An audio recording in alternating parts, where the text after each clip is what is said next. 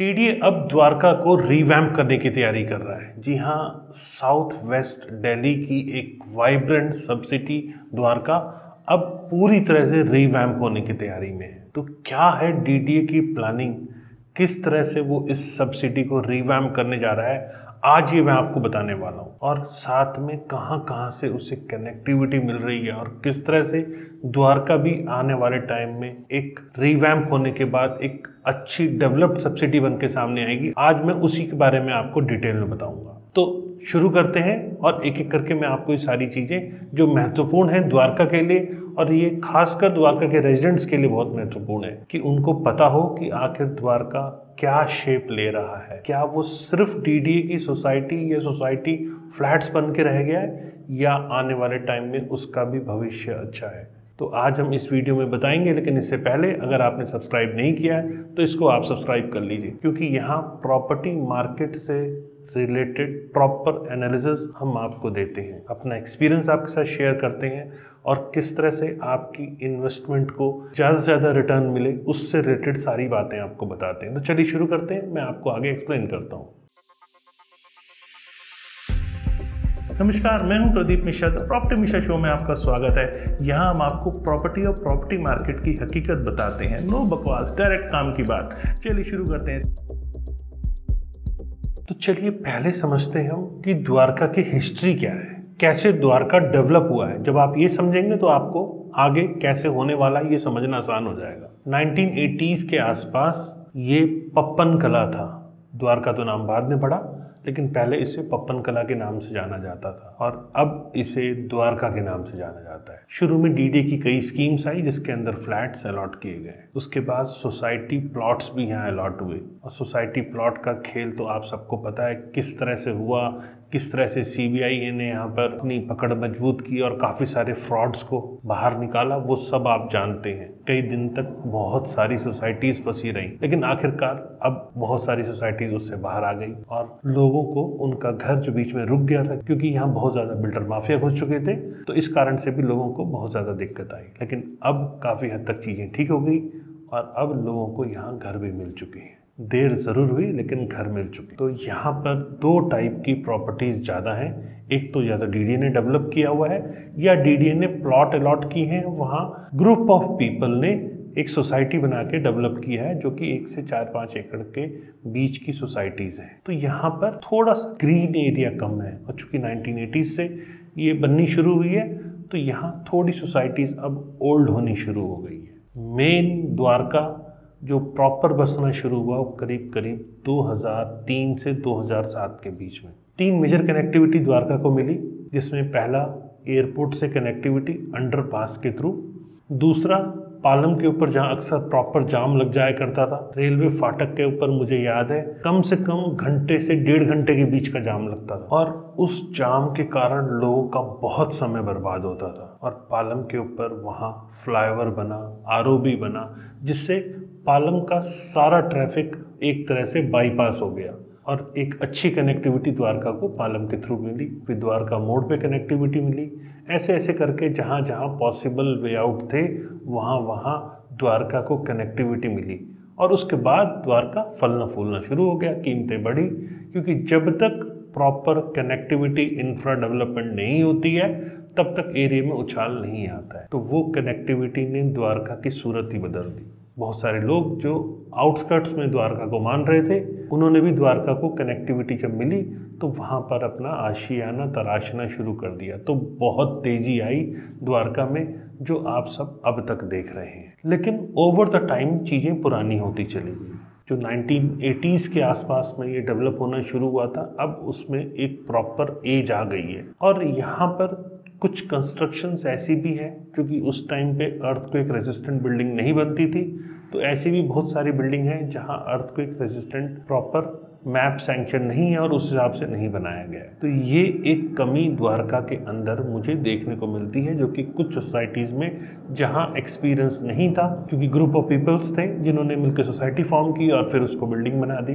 जहाँ proper experience नहीं था वहाँ अर्थक्वेक रेसिस्टेंट बिल्डिंग ना होने के कारण थोड़ा सा कहीं कहीं कमी नज़र आती है। लेकिन जब हम कनेक्टिविटी को देखते हैं और एयरपोर्ट से प्रॉक्सिमिटी को देखते हैं तो द्वारका एक बड़ी सब्सिडी के तौर पे सामने आता है और द्वारका को एयरपोर्ट का बहुत बेनिफिट मिला है, प्राइस एप्रिसिएशन यहाँ बहुत हुआ। और अब बात करते हैं इंफ्रा डेवलपमेंट की। जी हाँ, द्वारका अपने आप में इंफ्रा डेवलपमेंट में, जैसा कि मैंने आपको बताया कि कनेक्टिविटी इसको खूब मिली। जैसे ही कनेक्टिविटी मिली तो ये आउटस्कर्ट्स जो द्वारका हुआ करता था वो मिड में आ गया और द्वारका को हर ऐसी चीज़ मिली जो एक टाउनशिप के अंदर प्रोवाइड की जाती है, जिसमें स्कूल, कॉलेज, हॉस्पिटल ये सब मिले यहाँ पर। और अब एक एक करके ऐसी ऐसी चीज़ मिलनी शुरू हो रही है जो कि द्वारका में अब और ज़्यादा एप्रिसिएशन लेके आ रही है। जैसे कि भारत वन्ना पार्क बहुत जल्दी शुरू होने वाला है, ये अपने आप एक मेजर डेवलपमेंट है। फिर यहाँ पर डिप्लोमेटिक इनक्लेव बनना है, ये मेजर डेवलपमेंट है। गोल्फ कोर्स बन रहा है, ये एक मेजर डेवलपमेंट है। यहाँ पर यहाँ एरो सिटी 2 बनने वाला है, 202 एकड़ का डीडी का आईटी हब है, जिसका अभी डीपीआर स्टेज चल रहा है, उसके बाद वो ऑक्शन स्टेज के ऊपर भी आ जाएगा। तो अगर आपने इसका वीडियो अभी तक नहीं देखा है मेरा, क्योंकि मैंने डिटेल में इसकी इन्फॉर्मेशन दी है, तो ये आप ज़रूर डिस्क्रिप्शन में जाके इस वीडियो को देख लें, क्योंकि इससे आपको बहुत ज़्यादा क्लैरिटी मिलेगी कि ये क्या एक मेजर इंफ्रा डेवलपमेंट यहाँ पर है। उसी प्रकार से यशोभूमि जो कि अब शुरू हो चुका है, इसने भी अपने आप में बहुत बड़ा यहाँ इंफ्रा के तौर पे सामने आया और इससे बहुत, क्योंकि कॉन्फ्रेंस टूरिज्म को काफ़ी बेनिफिट मिलेगा। और यशोभूमि के बारे में भी मैंने टाइम टू टाइम आप लोगों को पूरा अपडेट किया है और किस तरह से कॉन्फ्रेंस टूरिज्म यहाँ बेनिफिटेड होगा इंडिया के लिए। ये ओवरऑल यशोभूमि और साथ में भारत मंडपम, ये दो किस तरह से बड़ी चीज़ें हैं जो कि इंडिया में एग्जीबिशन के बिजनेस को, कॉन्फ्रेंस टूरिज्म के बिजनेस को बहुत बढ़ावा देने वाली है। अब तक जहाँ एग्जीबिशंस यहाँ पर 1% हुआ करती थी, उसको 100% ले आने की तैयारी है। तो इंडिया क्या फ्यूचर देख रहा है इन दोनों इंफ्रा डेवलपमेंट से, ये आप भी समझ सकते हैं। तो यशोभूमि के बारे में भी मैंने ऑलरेडी वीडियोस में आपको बताया है। अगर आपने देखा नहीं, इस इंफ्रा को समझा नहीं है, क्योंकि ये भी मैंने एनालिसिस करके समझाया था, तो आप डिस्क्रिप्शन में इसका भी लिंक है, आप इसको भी देख सकते हैं। फिर बिजवासन का रेलवे स्टेशन, ये भी इस टाइम आनंद विहार की तरह इसे भी रीडेवलप किया जा रहा है और बहुत फास्ट डेवलपमेंट यहाँ पे चल रही है। और मेट्रो कनेक्टिविटी भी द्वारका को मिली, इससे भी लोगों का कम्यूट करना थोड़ा सा आसान हो गया। और फिर UR2 की कनेक्टिविटी, UR2 जो कि रोहिणी साइड से रोड आ रही है और काफ़ी हद तक वो बन भी चुकी है, तो वो डेवलपमेंट भी UR2 को द्वारका से मिली है। और थोड़ा सा आगे चले जाते हैं तो ये एयरपोर्ट से भी कनेक्टेड है, तो एयरपोर्ट के थ्रू भी एक बड़ी मेजर अनइंटरप्टेड ट्रैफिक की कनेक्टिविटी UR2 के थ्रू मिल रही है। और शिव मूर्ति के पास इसे अंडरपास होते हुए वसंत कुंज लेके जाया जा रहा है, तो इससे वसंत कुंज की भी कनेक्टिविटी इसको मिल रही है। और साथ में गुड़गांव, जो कि कहा जाता है फॉर्च्यून 500 कंपनीज गुड़गांव में हैं, जिन्होंने अपने ऑफिसेज गुड़गांव में खोले हैं। और ये सारे जो ऑफिसेज हैं गुड़गांव में होने के कारण लोगों को द्वारका से कम्यूट करना बड़ा आसान हो जाता है। तो द्वारका एक्सप्रेसवे के थ्रू इसको कनेक्टिविटी गुड़गांव से भी मिली हुई है और NH48 के थ्रू ऑलरेडी कनेक्टिविटी मिली हुई थी। तो द्वारका चारों तरफ से वेल कनेक्टेड है, इंफ्रा बूस्ट हो रहा है और इसको बहुत अच्छे से प्लान किया गया है। मतलब इसके अंदर कोर्ट भी है और तमाम एमिनिटीज़ हैं यहाँ पर। और यहाँ यशोभूमि तो बना ही बना, लेकिन यशोभूमि के साथ साथ एयरपोर्ट एक्सप्रेस लाइन जो कि सेक्टर 21 तक आ रही थी, उसको भी एक्सटेंड किया गया। तो ये सारी इंफ्रा डेवलपमेंट्स जो वहाँ के रेजिडेंट्स को रहने के लिए मूलभूत सुविधाएं चाहिए, वो सब TDA ने एक सब्सिडी के तौर पे सब चीज़ें यहाँ दी, जिसका फ़ायदा द्वारका के रेजिडेंट्स को मिला। उनकी प्रॉपर्टी भी अप्रिशिएट हुई और रहने के लायक एक अच्छा एनवायरनमेंट मिला, क्योंकि तब हो पाता है अच्छा एनवायरनमेंट जब आपको सारी चीज़ों की ज़रूरत की चीज़ें वहाँ मिल पाएँ। Hospital, school, college, office space, commercial space, parks, public transport connectivity, ये सब चीज़ें वहाँ पे द्वारका में मिली, जिससे द्वारका में काफ़ी बेनिफिट लोगों को मिला। और अब जो द्वारका को जिस तरह से बनाया जा रहा है यशोभूमि आने के बाद, और सारी डेवलपमेंट्स यहाँ पे धीरे धीरे हो रही हैं, इससे द्वारका में भी आने वाले टाइम में अच्छा अप्रिशिएशन मिलेगा। कंस्ट्रक्शन रिलेटेड कुछ इश्यूज यहाँ पर आएंगे, तो रीडेवलपमेंट जैसी अपॉर्चुनिटीज भी फर्दर फ्यूचर में यहाँ आ सकती है, जहाँ कंस्ट्रक्शन लेकर कुछ दिक्कतें हैं। ओल्ड इंफ्रा, देखिए डेवलपमेंट हो रही है, तो जो ओल्ड इंफ्रा है उसको रिवाइव करना भी अब ज़रूरत है। अब डीडीए इसको रिवाइव करने की तैयारी कर चुका है। क्योंकि यहाँ इंफ्रा पुराना हो चुका है तो डीडीए ने अब यहाँ अगले 15 दिनों में टेंडर फ्लोट करने की तैयारी कर ली। डीडीए का प्लान है कि डिफरेंट रोटरीज के ऊपर स्टैचू वहाँ पे लगाए जाएं और फाउंटेन भी प्लान किया जाए हर इंटरसेक्शन पे बिटवीन सेक्टर 1 टू सेक्टर 7 और पालम फ्लाईओवर से यशोभूमि तक की कनेक्टिविटी को प्रॉपर तरीके से प्लान किया जाए, क्योंकि ये एक कनेक्टिविटी है जो यशोभूमि को भी मिल रही है।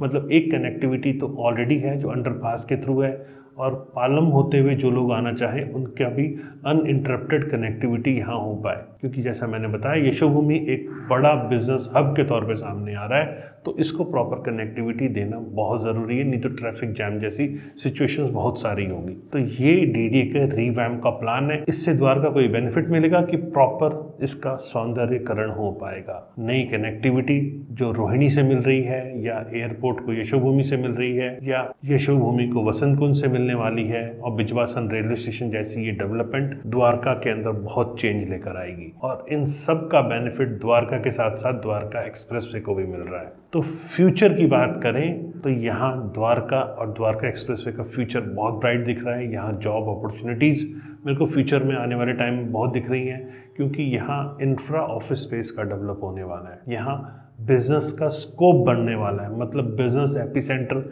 ये एरिया डेवलप होने वाले हैं। तो यहाँ अपॉर्चुनिटीज़ अभी बहुत हैं। अगर आप इन्वेस्टमेंट के तौर पे देखते हैं तो ये एरियाज़ द्वारका एक्सप्रेसवे के अपकमिंग एरियाज, क्योंकि बहुत सारे लोग हैं जो द्वारका के अंदर रहते हैं लेकिन उन्होंने प्राइवेट डेवलपर की ग्रुप हाउसिंग, चूँकि अब एमिनिटीज़ का ट्रेंड आ गया है कोविड जाने के बाद, अब लोग खुला घर देख रहे हैं। पहले न्यूक्लियर फैमिली में रहना पसंद करते थे, अब जॉइंट फैमिली में रहना पसंद कर रहे हैं।